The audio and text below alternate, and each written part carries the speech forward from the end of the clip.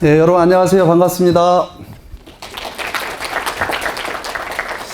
오늘 제가 강연을 맡게 됐는데요. 오늘 용산 특강에 이렇게 초대해 주셔서 진심으로 감사드립니다. 오늘 제가 강연할 강연 제목은 한반도 통일의 역사적 기회와 코리안 드림이라는 주제의 강연인데요. 오늘 제가 강연할 강연의 내용은 아주 특별한 내용입니다. 뭐에 대한 내용이냐면요. 통일에 대한 얘기를 좀 하려고 합니다. 여러분 요즘 통일 될 것 같습니까? 안 될 것 같습니까? 안 될 것 같죠? 이 북한 체제 보게 되면 3대 세습 독재 체제. 뭐 이게 지구상에 도대체 이런 놈의 체제가 어디 있냐 이 말이에요. 거기다가 이 북한이라는 나라가 핵무기까지 개발해갖고 우리를 위협하고 있어요. 그러니까 이 통일이라고 하는 건 우리가 꿈꾸지 말자라고 하는 분위기가 지금 한국 사회에 바닥에 퍼져 있습니다. 통일에 대해 관심이 없어요. 그러니까 여러분 이제 보게 되면 통일은 끝났다. 이제 통일하지 말자라고 하는 그 분위기가 넘쳐나고 있는 오늘 이 시대에 도대체 통일 얘기를 왜 하고 앉아 있느냐라고 얘기하는 분들이 많이 있는 것 같습니다. 그런데 저는요 그렇게 보지 않습니다. 무슨 얘기냐면 지금 여러분 북한이요 체제 종말기에 저는 접어들어 이렇게 보고 있습니다. 여러분 북한 체제를 떠받쳐온 3대 축이 있다라고 얘기합니다. 하나가 뭐냐면요 북한 주민들의 의식주를 북한 정권이 지배해왔습니다. 뭘 갖고? 사회주의 배급 경제 시스템을 가지고. 근데 이거 지금 계속해서 저는 북한은 지금 사회주의 배급 경제를 지속하고 있습니까? 못하고 있습니까? 못하고 있죠? 장마당이라는 게 들어섰어요. 북한이 배급을 중단했어요. 북한 주민들은 어디 나가서 먹고 살고 있냐면 장마당 나가서 먹고 살고 있다 이 말입니다. 근데 여러분 이 배급 경제가 무너졌다 이렇게 말씀드릴 수가 있는데 두 번째 북한 체제를 유지해온 축이 하나 있습니다. 그 축이 뭐냐면 북한 주민들의 의식과 사상을 북한 정권이 지금까지 지배해왔습니다. 사상 통제를 통해서. 이게 어떻게 가능했냐면 외부 정보가 북한 안에 유입되는 것을 차단시켜갖고 북한 정권이 북한 주민들의 의식과 사상을 지배해왔습니다. 그런데 요즘 여러분 북한 주민들이 뭘 보고 있다고 그래요? 한국에 와 있는 그 탈북자들이 뭘 증언하고 있습니까? 왜 탈북했냐 그러니까 북한에서 한국 드라마 영화를 보다가 남한 소식을 알게 됐고 북한의 정권이 하고 있는 얘기가 이게 진짜가 아니라 거짓이었다는 것을 깨닫게 됨으로 인해서 북한 주민들이 여러분 남한으로 탈북한 사람만 3만 5천 명이 넘습니다. 그럼 여러분 북한 안에 지금 몇 퍼센트의 북한 주민들이 한국 드라마 영화를 봤느냐? 탈북자들 중심으로 조사를 해봤습니다. 약 80% 이상의 북한 주민들이 북한에서 한국 드라마 영화를 봤다라고 하는 거예요. 그럼 여러분 한국 드라마는 첫 회를 보기 시작하면 어떻게 되죠 여러분? 끝까지 최종회까지 봐야 되죠. 그렇게 중독성이 높은 게 한국 드라마입니다. 그러니까 북한의 사상 통제가 점점 무너져 내리고 있다라고 하는 겁니다. 그러면 여러분 북한 체제를 떠받치고 있는 유일한 축은 뭐가 남아 있을까요? 공포정치입니다. 공포정치. 공포정치라는 게 뭐가 있을까요? 여러분 북한에서 행해지고 있는 공포정치라고 하는 게 어떤 내용들이냐면요. 공개처형과 같은 아주 악독한 공포정치랍니다. 공개처형.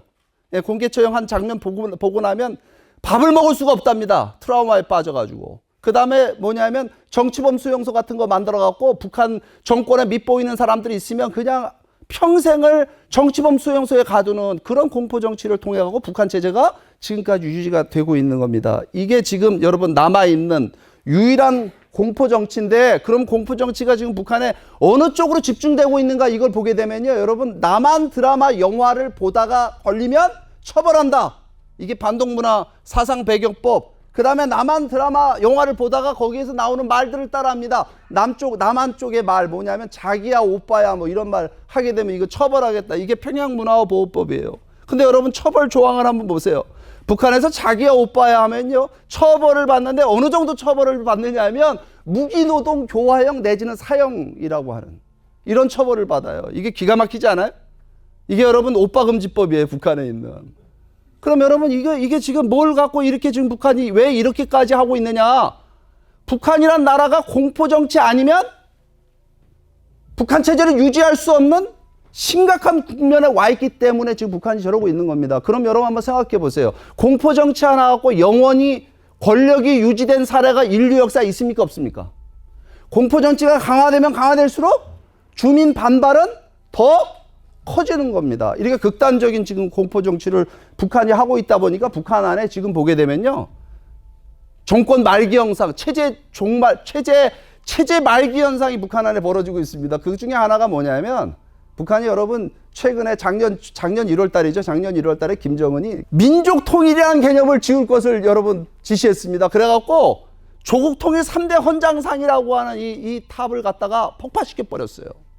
이게 누가 만든 탑인 줄 아십니까? 2000년도에 김정일이 만든 거예요. 자기 아버지, 김정은의 아버지 김정일이 만들었는데 뭘 왜 만들었냐면 김일성의 조국 통일 3대 원칙이라고 하는 것을 기념하기 위해서 이거 만든 겁니다. 근데 이거를 폭파시켜 버렸어요. 여러분, 이거 김정은이 왜 이런 일을 벌였을까요? 이거는 여러분 남한과의 체제 경쟁이 끝났기 때문에 그렇습니다. 더 이상 이제 통일이 된다라고 하는 거는 남한이 압도적인 힘을 갖고 있기 때문에 통일이 된다고 한다면 이건 남한에 의한 통일, 남한에 흡수되는 그런 통일이 되기 때문에 여러분 통일 자체를 포기하고 남한을 더 이상 같은 민족이라고 보지 말자라고 하고 주장하고 나온 겁니다. 그래서 여러분 생각을 해보세요. 북한이라는 나라는 뭐에 의해 통치되는 나라냐면 김정은이가 누구로부터 권력을 상속받았어요? 자기 아버지, 할아버지로부터 상속받은 겁니다. 그래서 상속받은 권력이라고 한다면 누구를 존중해야 돼? 김정은이는. 자기 아버지, 할아버지의 유운, 자기 아버지, 할아버지의 뜻을 존중해야만 본인의 권력의 정당성이 유지가 될 수 있는 겁니다. 그런데 여러분 그 자기 권력의 정당성이 유지가 될 수 없는 그런 위험한 짓을 지금 북한의 김정은이 하고 있다라고 하는 건 여러분 이게 그만큼 북한 체제가 어려워졌다는 것의 반증입니다. 그런 것 같습니까? 아닌 것 같습니까? 근데 북한이 또 게다가 경제적으로 어렵다 보니까 최근에 여러분 우크라이나에 파병을 했어요. 파병을. 자그마치 12,000명이나 파병을 했습니다. 여러분 이거는 생각해 보세요. 이거는 북한 입장에서 보게 되면 얼마나 여러분 북한 내부에 큰 반발을 일으킬까 한번 생각을 해 보십시오. 환송회도 하지 않고 환송식도 하지 않고 부모들한테 알리지도 않고 자식들을 갖다가 이 북한의 젊은이들을 갖다가 여러분 이 사지로 몰아낸 겁니다. 사지로. 이건 북한 내부의 반발이 지금 여러분 우리 한국 언론에 보도되고 있지는 않죠. 북한 사이에 우리가 갈 수가 없지만 이거 아마 엄청난 반발이 일어날 것이라는 걸 우리가 짐작하고도 남습니다. 이런 일들이 지금 북한 안에서 벌어지고 있는 거예요.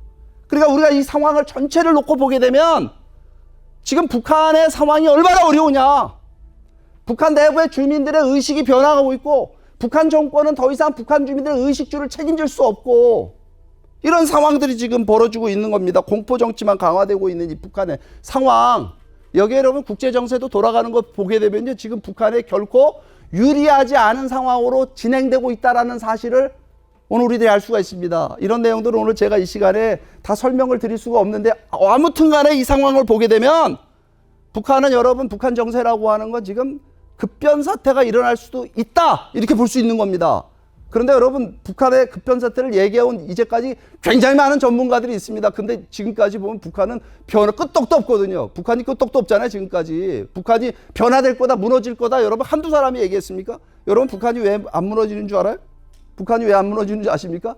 북한이 안 무너지는 이유는요. 남한 때문입니다. 남한 때문에. 남한 사회가 분열돼 있잖아요. 남한 사회가 북한 주민들에게 어떤 통일의 희망과 비전도 제시해주고 있지 못하지 않습니까? 그렇기 때문에 여러분 북한 변화라고 하는 건 누구한테 달린 문제냐면 이건 남한 사회에 달려있다 이렇게 여러분들 보셔야 됩니다. 그러면 여러분 보십시오. 지금 우리가 통일론을 얘기할 때 보게 되면 많은 사람들이 통일에 대해서 어떤 얘기들을 하냐면 과정과 방법에 대한 얘기들을 합니다. 그럼 여러분 어떤 일이든지 어떤 목표를 이룰 때는요. 뭔가를 이룰 때는 과정과 방법을 먼저 얘기하는 게 맞습니까? 목표와 비전을 먼저 얘기하는 게 맞습니까? 목표와 비전이죠. 통일을 통해서 어떤 나라를 실현할 것이냐라고 하는 통일의 비전을 먼저 얘기하고 그 비전을 실현하기 위해서 우리는 어떤 과정과 방법을 통해서 이 통일을 실현할 것이냐는 과정과 방법을 얘기하는 게 맞는 방법이죠. 맞습니까? 틀립니까? 맞는 것 같아요? 틀린 것 같아요? 제 말이 맞는 것 같으면 박수 한번 치자고요, 이거. 네. 그럼 여러분 우리는 통일을 통해서 어떤 나라를 실현할 것이냐는 비전에 대한 합의가 한국 사회에 있느냐 이 말이에요. 그게 없기 때문에 여러분 진영 논리로 나눠갖고 한국 사회가 좌우로 분열되어 있잖아요. 진영 논리로 나눠갖고 과정과 방법을 가지고 끝없는 대립과 분열을 지금 하고 있는 겁니다. 그러면 여러분 이 비전의 문제는 중요할까요? 중요하지 않을까요? 통일을 이루는 데 있어서. 여러분 통일을 통해서 가장 대박을 친 나라는 어느 나라예요? 통일의 모범 사례 어느 나라입니까? 독일보다 더 대박 친 나라가 있습니다. 어느 나라가 있냐면요. 미국이란 나라가 있습니다. 미국. 여러분, 미국이란 나라는 원래 하나의 나라였어요? 미국이란 나라 원래 하나의 나라가 아니죠. 미국은 원래 영국의 식민지였습니다. 근데 영국의 식민지였던 이 미국이란 나라는 어느 특정한 민족이 만드는 나라가 아니라 세계 각국의 이민자들이 모여서 만든 나라입니다. 그러다 보니까 미국 가보면요. 어떻게 돼 있어요? 피부색도 다르고 인종 다르다 이 말이죠. 그 다음에 민족도 다르고 언어도 다르고 문화도 다르고 세계 각국의 이민자들이 모여 있으니까 모든 게 다 다른 겁니다. 그 다른 사람들이 모여갖고 하나의 나라를 이뤘을 뿐만 아니라 세계 초강대국을 만들었다 이 말입니다. 그러면 미국은 뭘 갖고 여러분 미국이란 나라는 하나가 됐습니까? 미국은요 비전을 중심으로 하나 된 나라입니다. 방금 말씀드린 미국이란 나라는 영국의 식민지였던 나라였다 이 말입니다. 한때. 근데 영국으로 독립을 하게 되는데 미국의 건국의 아버지라는 분들이 모여 앉아갖고 영국과 싸워야 돼 이제. 당시의 초강대국이야. 대영제국. 여기하고 싸워야 되는데 이 싸움, 이 독립전쟁을 하기 전에 우리가 뭘 해야 되느냐? 어떻게 싸울 것이냐는 병법을 얘기한 게 아니라 우리가 독립하게 되면 이 아메리카 대륙에 어떤 나라를 실현할 것이냐라고 하는 독립의 비전에 대한 것을 합의하고 그것을 선언문으로 만들어서 발표합니다. 그 선언문이 뭐냐면 이 앞에 있는 바로 이 1776년 미국 필라델피아에서 발표가 됐죠. 독립선언문입니다. 이 독립선언문을 보게 되면 이렇게 시작됩니다. 우리들은 다음과 같은 사실을 자명한 진리로 인정한다. 그 자명한 진리란 뭐냐면 모든 인간은 평등하게 창조되었고 조물주는 양도할 수 없는 일정한 권리를 모든 인간들에게 부여했는데 그 일정한 권리란 뭐냐면 생명권과 자유권과 행복 추구권이다. 이와 같은 천부적인 자유와 인권을 보장하기 위해서 정부를 구성하게 되는데 그 정부가 만약에 이 정부나 통치자가 개인의 존엄한 자유와 인권을 보호해주지 않고 이것을 해치게 되면 그 정부를 타도하고 해체하고 새로운 정부를 수립할 수 있는 책임이 우리 시민들에게 있다 이렇게 얘기합니다. 여러분 이 얘기 들을 때 어떤 생각 드세요? 이상하게 들려요? 아니면 아주 자연스럽게 들려요? 이 자리에 계신 분들이 아마 다 동의하는 내용일 겁니다. 이 내용은. 왜 그러냐면요. 오늘 우리 대한민국 국민들이 누리고 살아가고 있는 자유민주주의의 근본적 가치와 이념을 설명하고 있는 내용이기 때문에 그렇습니다. 그런데 여러분 미국이란 나라가 등장할 때 이 독립선언문이 등장할 때 1776년도에 모든 인간은 평등하게 창조되었다는 말은 모든 사람들이 다 동의할 수 있는 말이었을까요? 아니었을까요? 아니죠. 왜 아니었을까요? 아까 말씀드렸죠. 미국은 영국의 식민지였습니다. 영국은 어떤 나라입니까? 당시 영국은 왕이 있었죠. 군주제 국가였잖아요. 왕 밑에 귀족 있고 귀족 밑에 평민 있고 평민 밑에 뭐가 있습니까? 천민 있죠. 그 얘기는 무엇이냐면 왕정국가이면서 군주제 국가이면서 봉건제 신분제 사회가 바로 영국이란 사회입니다. 그것을 뿌리로 해서 만들어진 나라가 미국이니까 당연히 미국의 모든 사람들은 어떤 세계관에 동의하고 있는 거예요? 바로 군주제, 봉건제, 신분제 사회에 동의하고 있는 겁니다. 그럼 영국과 가지고 모든 인간은 평등하게 창조됐다는 말을 하게 되면 영국 사람들이 동의했을까요? 동의하지 않았을까요? 동의하지 않죠. 그러니까 미국은 지금 뭘 선언하고 있는 거냐? 미국의 건국의 아버지들은 우리가 독립을 하게 되면 어떤 나라를 실현할 것이냐? 모든 인간은 평등하게 창조된 나라. 그 나라는 뭐냐면 인류 역사에 한 번도 등장하지 않았던 새로운 나라를 건설하겠다고 지금 미국의 건국의 아버지들은 들고 나온 겁니다. 그러니까 여러분 유럽만 당시에 영국을 포함한 유럽만 군주제 봉건제 국가였을까요? 아니죠. 서양만 그런 게 아니라 동양도 마찬가지입니다. 우리나라는요. 1776년 우리나라 무슨 시대입니까? 조선시대 아니었죠? 조선시대. 여러분 조선시대 1776년도에 우리나라 왕이 누군 줄 알아요? 꽤 괜찮은 왕이 즉위해 있었습니다. 정조대왕입니다. 정조대왕. 정조임금. 여러분 조선시대 우리가 왕 중에 제일 넘버원 인기 있는 분이 누구냐면 세종대왕이죠. 그렇죠? 광화문 앞에 동상 세워진 세종대왕. 그 다음에 두 번째로 인기 있는 임금님이 정조임금이에요. 그죠? 그 정조임금한테 여러분 가가지고 조선의 어떤 선비가 말입니다. 전하 모든 인간은 평등하게 창조되었습니다. 이런 말 했으면 어떻게 됐을까요? 이거는 혁명하겠다는 얘기잖아요. 그러니까 무슨 얘기냐면 이 앞에 있는 미국의 독립선언문에 있는 모든 인간은 평등하게 창조되었다라는 이 말은 이거는 매우 혁명적인 아이디어였다라고 하는 겁니다. 그 당시로 올라가게 보게 되면 이거는 매우 급진주의적 정치 철학이었다라고 하는 거예요. 이런 나라를 실현하겠다라고 미국의 건국의 아버지들이 지금 독립전쟁을 앞두고 이런 선언을 하고 나온 겁니다. 우리가 이 독립전쟁에 승리해갖고 이 아메리카 대륙에 인류 역사에 한 번도 등장해보지 못한 새로운 나라, 모든 인간은 평등하게 창조되었다는 그런 신념이 실현된, 그런 이상이 실현된 나라 만들겠다라고 한 겁니다. 그럼 여러분, 미국이란 나라가 여러분 당시에 독립이 됐죠, 그죠? 독립이 되고 미국이란 나라가 건국이 됐는데, 미국이 건국되자마자 모든 인간은 평등하게 창조됐다는 그런 나라가 미국에 떡하니 실현이 됐을까요, 당시에? 아니죠. 왜냐하면 이건 선언적인 얘기입니다. 어디까지나. 왜냐하면 미국의 당시에 이 독립선언문을 발표하신 분들 집에 누가 있었냐면 흑인 노예들이 있어서 흑인 노예들. 흑인 노예는 모든 인간에 포함됐습니까? 안 됐습니까? 모든 인간에 포함이 안 됐죠. 흑인들은 여러분 노예들이었잖아요. 그러니까 흑인 노예 제도를 없애는데 미국이 여러분 독립선언문 나오고 100년 세월 걸립니다. 그래서 흑인 노예, 아브라함 링컨 대통령에서 흑인 노예가 해방되잖아요. 그래갖고 여러분 미국의 건국의 이상을 미국이 실현해 나가는데, 미국의 그 건국의 이상을 미국 사람들을 뭐라고 얘기하냐면 이거를 아메리칸 드림이라고 얘기하는 겁니다. 아메리칸 드림. 아메리칸 드림이 뭐냐? 미국의 바로 건국의 이상, 모든 인간이 평등하게 창조된 그런 나라를 실현하겠다는 이상이 바로 아메리칸 드림인 거예요.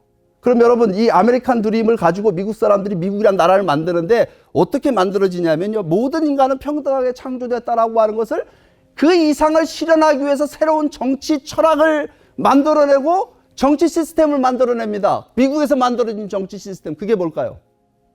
그게 바로 자유민주주의입니다. 모든 인간은 평등하게 창조됐다는 이상을 경제 철학에 적용시켜서 새로운 경제 시스템을 만들어냅니다. 그게 뭘까요? 미국에서 만들어진 경제 시스템. 그게 바로 자유시장 경제입니다. 누구든지 열심히 일하면 신분의 귀천에 관계없이 성공할 수 있고 자수성가할 수 있고 부자가 될 수 있다. 이게 여러분 자유민주주의, 자유시장 경제입니다.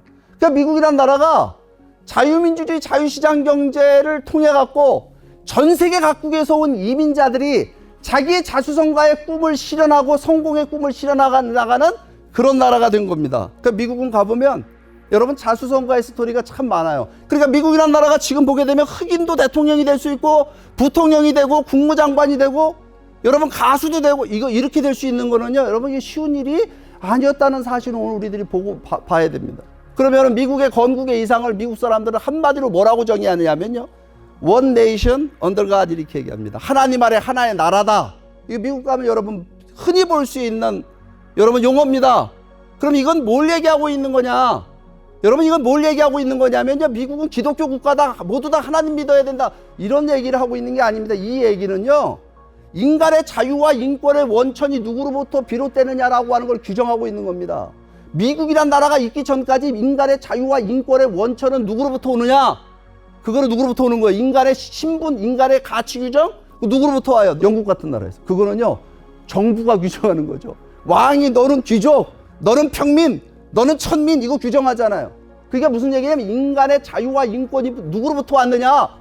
여러분 이거는 세속적 권력기관으로부터 왔다, 이렇게 본 겁니다. 그때 당시로 보게 되면. 그런데 이 원네이션 언더갓은 뭘 얘기하고 있는 거냐면 인간의 자유와 인권의 원천이 세속적 권력기관이나 인간으로부터 오는 것이 아니라, 인간이 만든 제도로부터 오는 것이 아니라 이건 초월자로부터 오는 거기 때문에, 그 초월자로부터 부여받은 인간의 자유와 인권이라고 하는 것은 존엄한 거고, 이거는 누구도 침해할 수 없다. 설령 정부도 국가도 인간 개인의 존엄한 자유와 인권을 침해할 수 없다라고 하는 개념이 등장을 한 겁니다.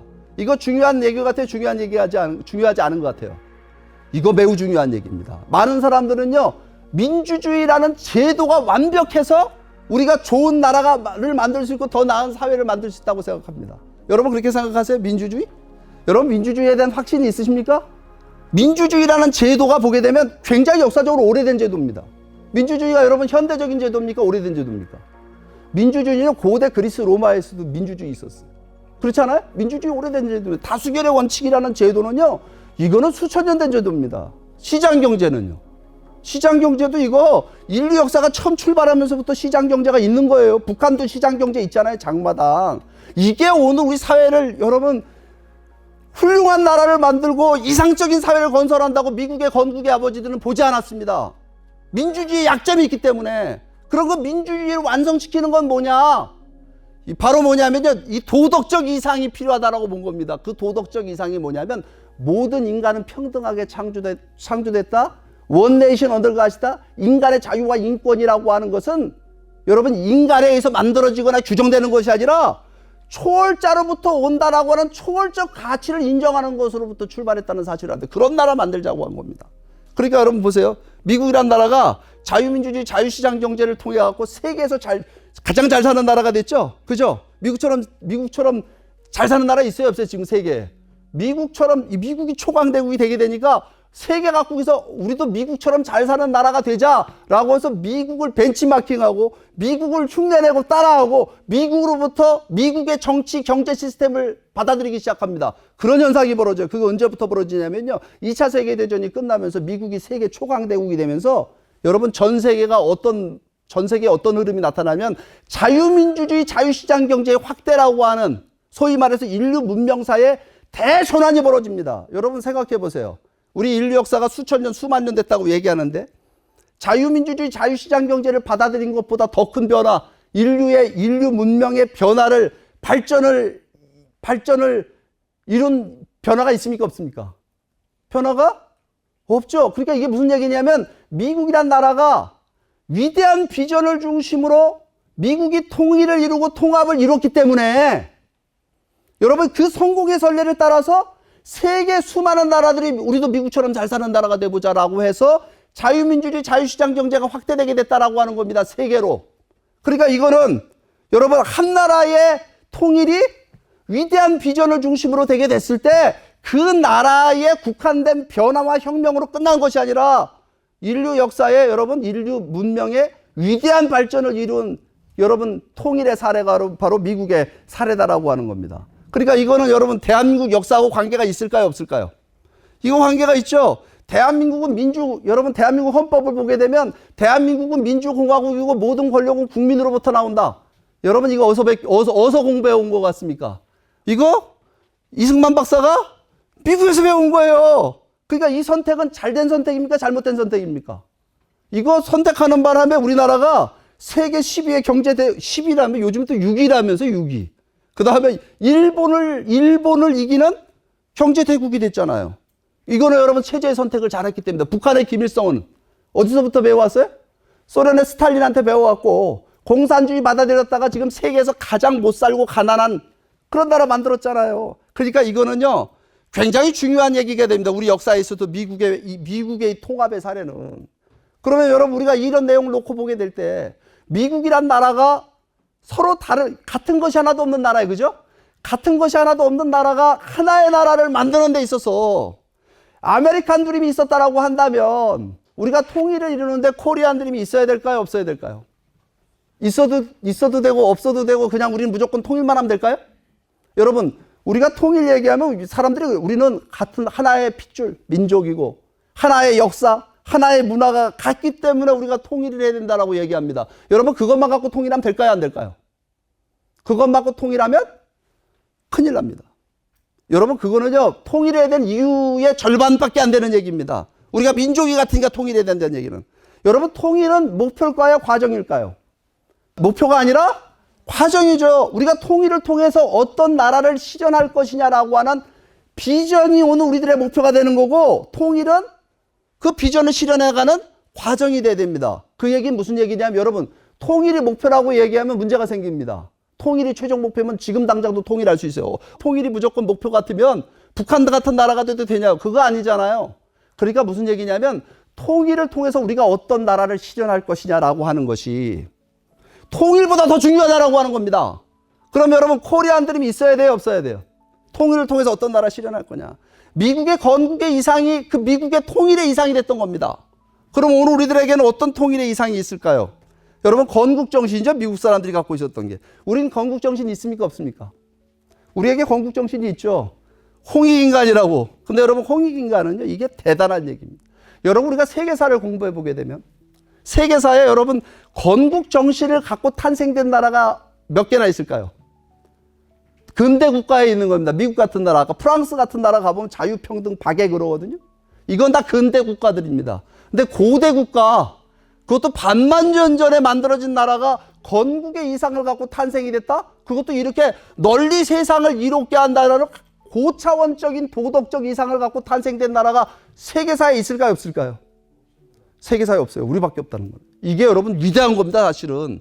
홍익이라는 인간이라는 건국의 이상이 우리에게 존재한다는 것도 대단한 건데, 이걸 우리가 어떤 관점에서 봐야 되냐면요, 홍익인간은 우리 민족의 정체성이고 우리 민족의 DNA라는 관점에서 봐야 됩니다. 여러분, 우리 역사를 보게 되면요, 남다른 역사를 갖고 있습니다. 어떤 역사 갖고 있습니까? 우리가 학교 가보면 선생님들이 이렇게 가면 역사 시간에 934번 침략당하고 한 번도 남의 나라를 쳐들어가 본 적이 없대요. 저는 그 얘기 들을 때 어떤 생각 들었는지 아세요? 학교 다닐 때, 야, 이거 우리끼리 싸우다가 남의 나라 쳐들어갈 시간이 없었다, 이거. 그렇게 생각했어요.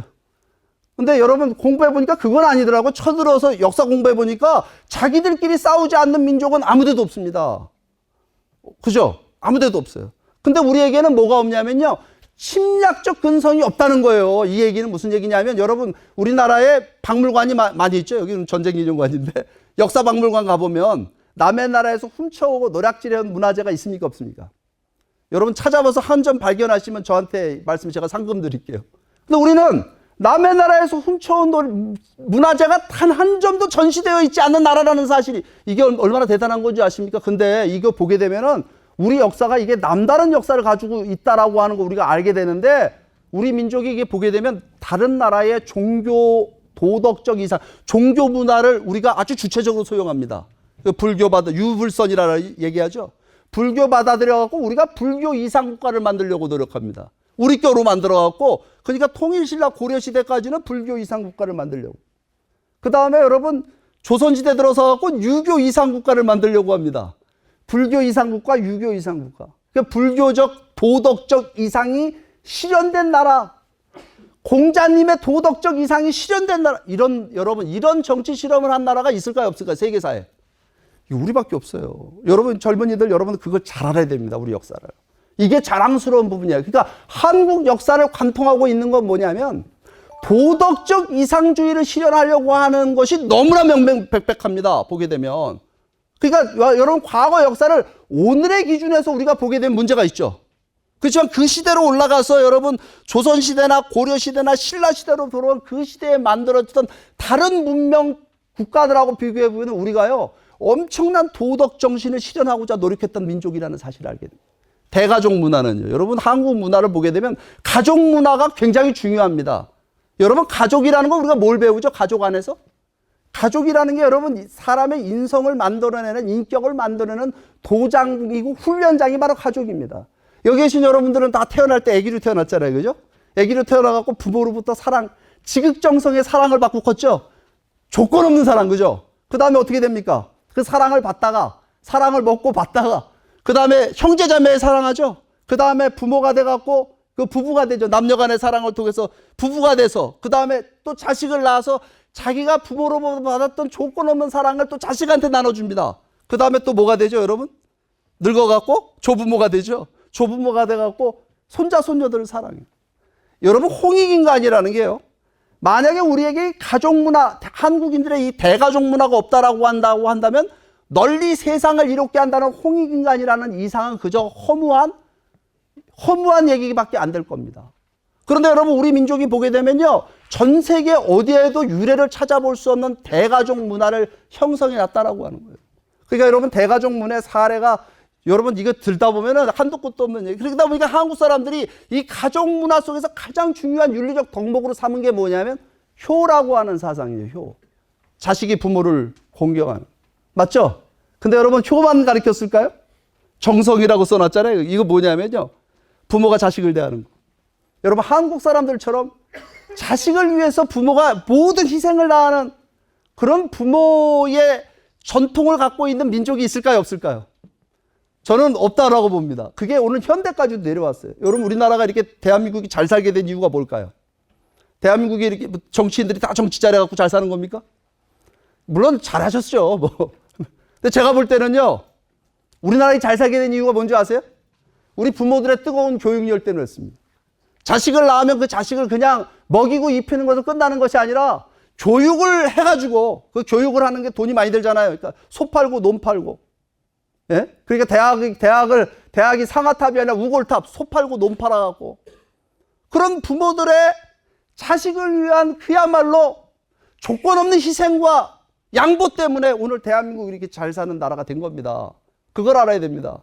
그러니까 여러분 이게 우리 지금까지도 내려오고 있는 겁니다. 홍익인간이라는 이상이 우리 민족의 역사를 만들고 우리 민족의 문화를 만들고 한국 사람들의 특이한 성격을 만들었다 이렇게 얘기할 수 있습니다. 이건 반대로 얘기하면 이렇게 얘기할 수 있는 겁니다. 한국인의 근본적 이상이 뭐냐, 정신적 이상이 뭐냐, 그 공통의 염원이 뭐냐, 이게 바로 홍익인간이다 이렇게 얘기할 수 있습니다. 근데 오늘 제가 이렇게 여러분들한테 역사 얘기를 하니까 짧게 얘기하니까 여러분들이 다 공감을 하실지 모르겠는데 여러분 이거 제가 한 가지 말씀, 저하고 똑같은 생각을 하신 분들이 있었습니다. 어떤 분들이 있는지 아세요? 우리 독립운동을 하셨던 분들 있죠. 3.1운동. 여러분 이 3.1운동이 보게 되면 어떤 운동이었습니까? 비폭력 저항운동이었답니다. 비폭력 저항운동. 여러분 비폭력 저항운동을 이 독립운동으로 전 세계에 최초로 소개한 나라가 우리나라입니다. 인도의 간디가 우리 거 보고 따라한 겁니다, 이거. 예, 비폭력의 성웅 간디 그러잖아요. 간디가 우리 거 보고 따라한 겁니다, 여러분. 그런데 여러분, 이 도대체 일본으로부터 압제받았던 우리 민족이 비폭력 저항운동이라고 하는 아주 고결한 방식이잖아요. 고결한 저항운동을. 이거를 펼치게 된 이 근본 사상과 정신은 뭘까요? 그게 바로 홍익인간입니다. 그러니까 여기 김희독립선언문 보게 되면 일본에 대한 미움과 증오 그런 표현이 있습니까? 없습니까? 단 한 줄도 없죠. 우리가 독립을 해야 되는 이유를 뭐라고 얘기했냐면은 이 김희독립선언문을 보게 되면 우리가 독립을 해야 되는 이유는 인류 평등의 대의를 실현하고 세계 평화를 실현하기 위해서 우리가 독립을 해야 된다. 우리가 독립하는 것은 우리 민족에게만 이득을 가져다 주는 것이 아니라 우리를 압제하고 있는 일본에게도 도움이 되고 주변 중국을 포함한 전 세계 인류의 행복에 도움이 되기 때문에 우리가 독립을 해야 된다라고 얘기하고 있습니다. 여러분 이게 전 세계에 있는 독립선언문 중에 우리 김희독립선언문이 가장 아름다운 명문입니다. 여기 여러분 이 정신은 뭘까요? 김희독립선언문의 이 정신은 뭐예요? 이게 홍익인간 사상이에요. 그런데 이 홍익인간 사상을 여러분 얼마나 많은 사람들이 갖고 있었는지 여러분 만세운동이 일어나는데 전국에서 이게 벌어집니다. 당시에 여러분 전국에 200만 명이 들고 일어납니다. 당시 우리 인구가 2천만이 안 될 때예요. 이게 그러니까 이 거국적인 운동이 벌어집니다. 근데 여기서 한 가지 알아야 될 게 있어요. 3.1운동의 목표는 조선으로 다시 돌아가는 거였을까요? 독립을 해갖고 봉건 왕조국가 조선 다시 돌아가는 거였을까요? 아닙니다. 여러분 이 김희독립 선언을 중심한 3.1운동의 목표는 과거 지향적인 운동이 아니라 새로운 나라를 실현하겠다는 운동이었습니다. 그래서 여러분 이 3.1운동의 결과 만들어진 상해 임시정부, 상해 임시정부의 이름이 뭡니까? 대한민국 임시정부죠. 대한민국의 민국은 무슨 뜻입니까? 민국은 무슨 뜻이에요? 이거는요 민주공화국이란 뜻입니다. 그러니까 대한민국 임시정부를 수립한 건 뭐냐면 우리가 독립을 하게 되면 민주공화국을 만들겠다. 그럼 여러분 민주공화국은 우리 반만년 역사에 존재했던 정치체제입니까? 아닙니까? 존재한 적이 없는 새로운 나라를 실현하겠다라고 하는 거예요. 그런데 이 상해 임시정부를 보게 되면 놀라운 점을 하나 발견됩니다. 어떤 점이 발견되냐면 이 건국강령이라고 하는 것을 제정하게 되는데 그 건국강령에 대한민국 임시정부의 대한민국이 지향하는 건국정신이 뭐냐 이거를 뭐라고 규정했냐면요 홍익인간이라고 규정을 해놨습니다. 그러니까 근대식 서구식 민주공화국을 실현하는데 그 민주공화국을 통해서 어떤 이상을 실현할 거냐 반만년 우리 민족의 역사적 열망인 홍익인간이라는 건국의 이상을 실현하겠다라고 하는 것이 여러분 당시 상해 임시정부의 우리 선각자들이 독립운동을 이끌었던 선각자들의 꿈이었습니다. 그럼 이게 뭐예요 여러분? 이게 바로 코리안 드림입니다. 코리안 드림은 반만년 우리 민족의 역사적 열망인데 그것은 짧게 우리의 근현대사를 돌아보게 되면 3.1운동을 중심한 우리 민족의 독립운동에 여러분 이게 중심적인 이상이 바로 이 홍익인간이고 이걸 우리는 코리안 드림이다 이렇게 얘기할 수 있다라고 하는 겁니다. 그런데 여러분 이 3.1운동의 이 목표는 실현되지 않았어요. 해방과 더불어 어떻게 됐습니까 우리가? 분단이 왔습니다. 미소 분할 점령이 이루어지게 됐어요. 이렇게 된 이유는 뭐냐면요. 우리 독립운동가들 세력 중에 이런 코리안 드림이 실현된 나라를 실현하겠다라고 하는 독립운동가들도 있었지만요. 사회주의 공산주의 체제를 실현하겠다라고 하는 그런 사람들도 있었던 거예요. 그러니까 독립운동이 둘로 쪼개진 겁니다. 코리안 드림이 하나가 안 되고 둘로 쪼개진 겁니다. 우리의 독립의 이상이 둘로 쪼개졌기 때문에 우리는 해방과 더불어 분단이라고 하는 비극적인 길을 가게 됐고 지금까지도 분단 국가로 80년 세월을 지내고 있다는 사실입니다. 그러니까 여러분 코리안들이면 중요하지 않아요. 만약에 우리가 통일한다고 한다면 뭐부터 해야 돼요? 지금 우리가 통일의 기회가 왔다 제가 말씀드렸는데 뭐부터 해야 될까요? 어떤 통일된 국가를 실현할 것이냐라고 하는 코리안 드림에 대한 이상을 우리가 먼저 분명히 하고 그것에 대한 공감대를 만들어서 나가는 일부터 해야 된다라고 하는 겁니다. 맞는 것 같아요? 틀린 말 같아요? 맞는 말 같은 박수 한번 치자고요, 우리가. 이게 얼마나 중요한 얘기입니까? 그러면 코리안 드림은 뭘까요, 여러분? 홍익인간의 이상이 실현된 나라다 이거예요. 그 나라는 어떤 나라냐? 통일을 통해서 우리가 실현하고자 하는 나라는 새로운 나라가 돼야 된다라고 주장하는 겁니다. 여러분 많은 사람들이 통일 그러면 남한이 자유민주주의 체제라고 하는 우월한 체제를 우리가 갖고 있기 때문에 북한을 우리 자유민주주의 체제로 흡수 통일하면 된다고 생각합니다. 근데 여러분 그거는요 저는 동의하지 않습니다. 왠지 아세요? 대한민국이 여러분 완벽한 정치 체제를 갖고 있습니까? 한국 사람들을 지금 좌우로 분열시키고 있잖아요. 이 정치가. 맞습니까? 틀립니까? 분열시키고 있어요. 그 다음에 그러니까 요즘 여러분 어디 나가서 정치 얘기할 수 있습니까? 없습니까?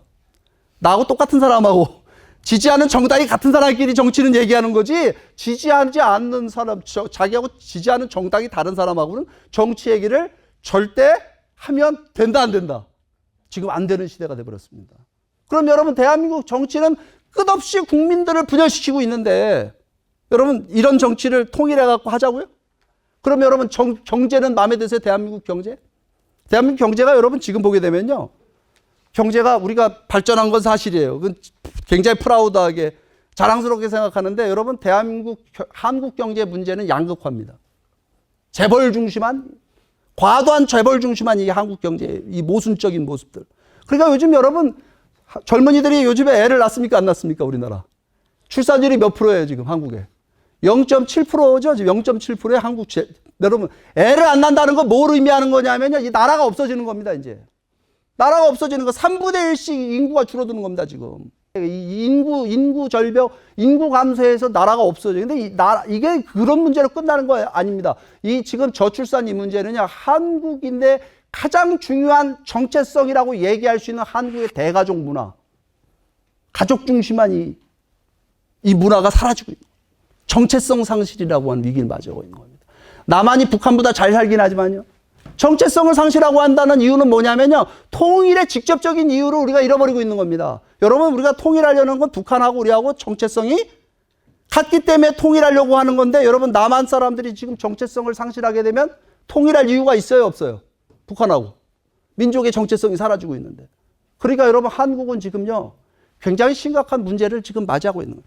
그러니까 이건 통일은 여러분 그러니까 북한이 남한을 적화하는 적화 통일도 안 되지만 남한이 그냥 이 체제를 가지고 북한을 흡수하는 통일이 돼서는 안 되고 통일의 가장 이상적인 모습은 어떤 모습이 되냐면요.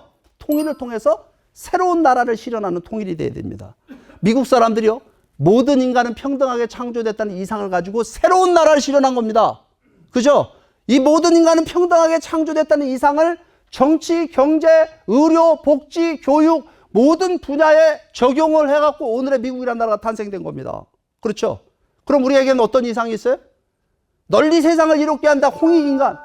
이 이상을 우리는 어디에 적용해야 돼요?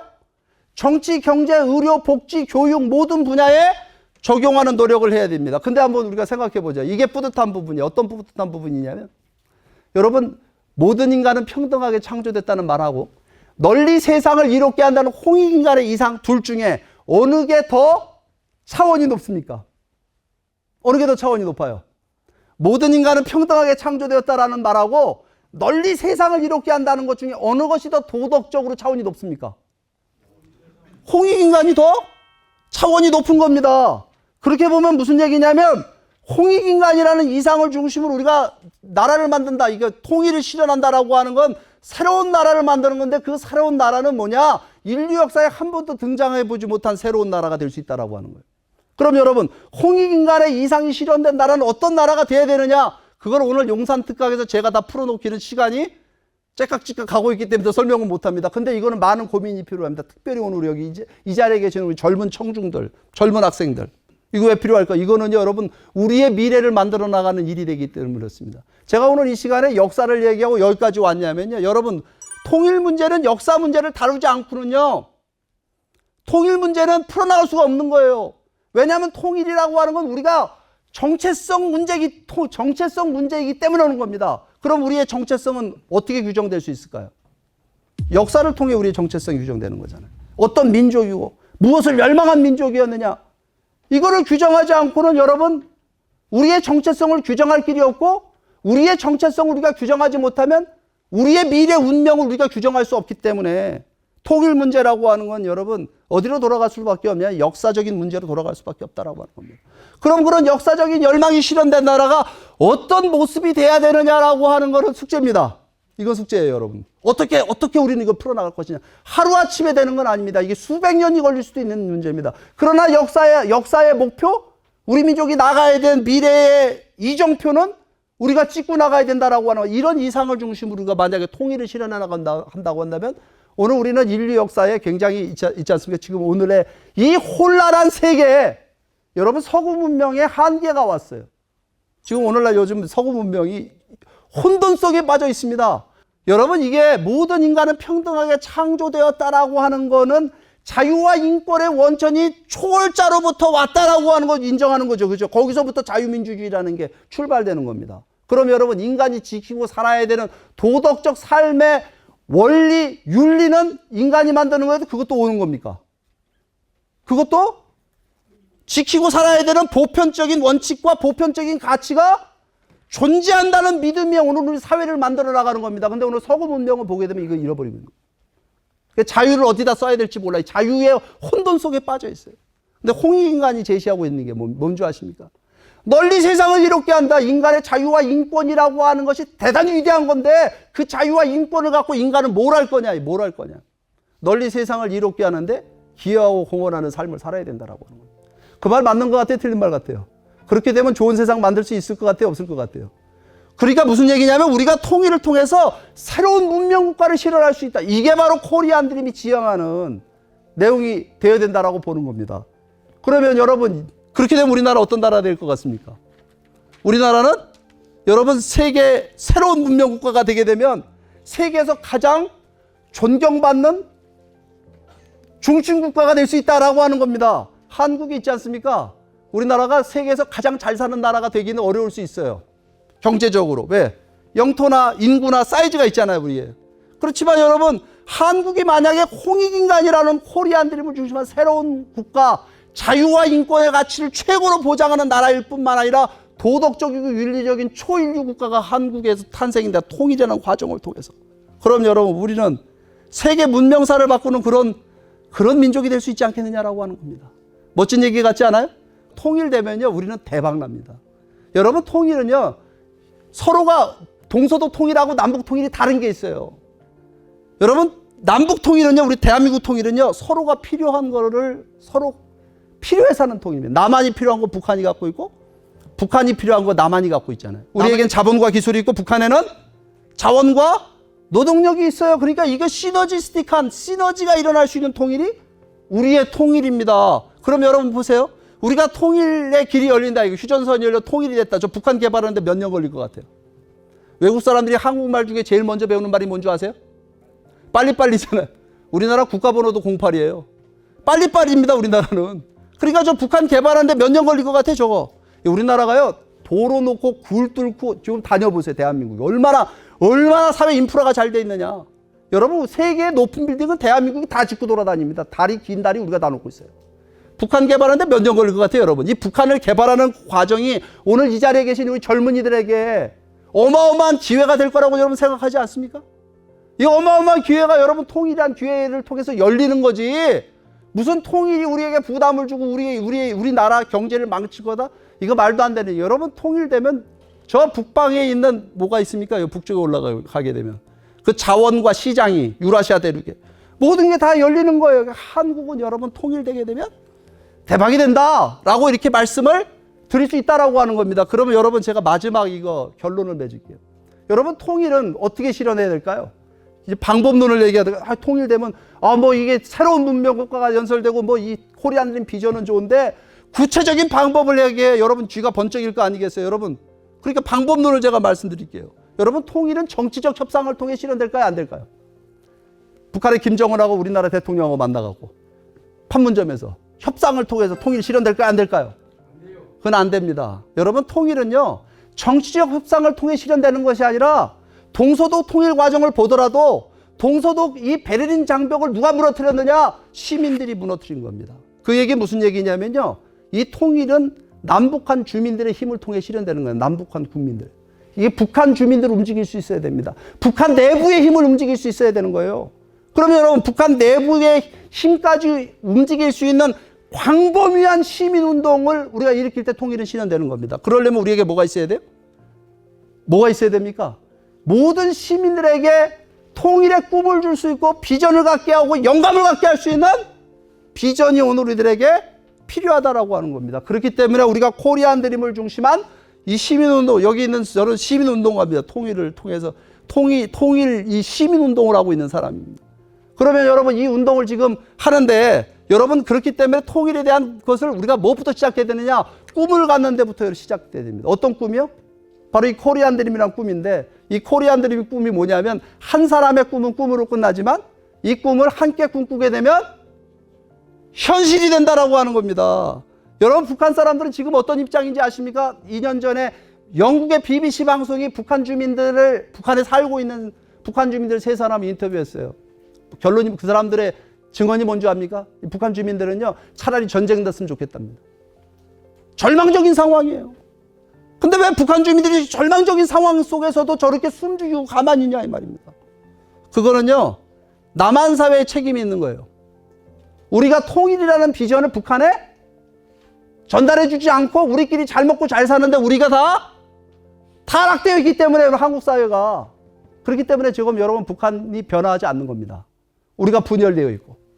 그러니까 한 사람의 꿈은 꿈에 불과하지만 모든 사람이 함께 꾸면 그 꿈은 현실이 된다라고 하는 징기스칸의 말처럼 오늘 우리 통일운동은 뭐부터 출발된다? 시민운동으로 출발돼야 되는데, 그 시민운동의 출발점은 뭐냐면 통일을 통해서 어떤 나라를 실현할 것이냐라고 하는 이 코리안 드림의 위대한 꿈을 갖게끔 하는 데서부터 오늘 우리들의 통일의 운동의 시작이 돼야 된다라고 하는 겁니다. 그래서 오늘 제가 짧은 시간 강연을 했는데, 여러분, 아무튼 저희가 많은 활동을 하고 있습니다. 여러분들께서 동참해 주시길 바라면서 제 강연을 모두 마치도록 하겠습니다. 여러분, 감사합니다.